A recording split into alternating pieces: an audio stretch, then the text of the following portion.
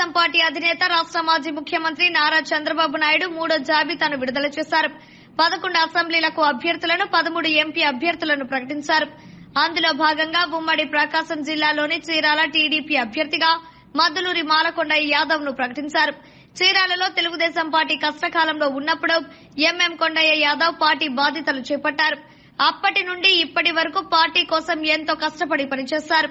ఆ కష్టానికి ఫలితం దక్కిందని ఆ పార్టీ నేతలు అభిప్రాయపడుతున్నారు. అయితే బీసీ నాయకత్వానికే తెలుగుదేశం పార్టీ పెద్దపీట వేసిందని, ఇప్పటి వరకు చీరాల తెలుగుదేశం పార్టీలో ఉన్న ఊహాగానాలకు తెరపడింది. చీరాల తెలుగుదేశం పార్టీలో మంచి జోష్ ప్రారంభమైంది. ఇదిలా ఉండగా ఇప్పటికే వైసీపీ తరపున కరుణ వెంకటేష్ బరిలో ఉన్నారు. చీరాల మాజీ శాసనసభ్యులు ఆమంచి కృష్ణమోహన్ ఇండిపెండెంట్ అభ్యర్థిగా పోటీ చేస్తారా లేక సైలెంట్ అవుతారా అనేది వేచి చూడాలి.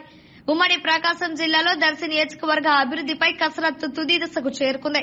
ఈ రోజు లేక రేపు సాయంత్రంలోగా దర్శి అభ్యర్థిని ప్రకటించనున్నారు. మొత్తం మీద చీరాల టీడీపీ అభ్యర్థిగా ఎంఎం కొండయ్య యాదవ్ ను ప్రకటించడంతో ఆ పార్టీ నేతలు ఆనందం నెలకొంది.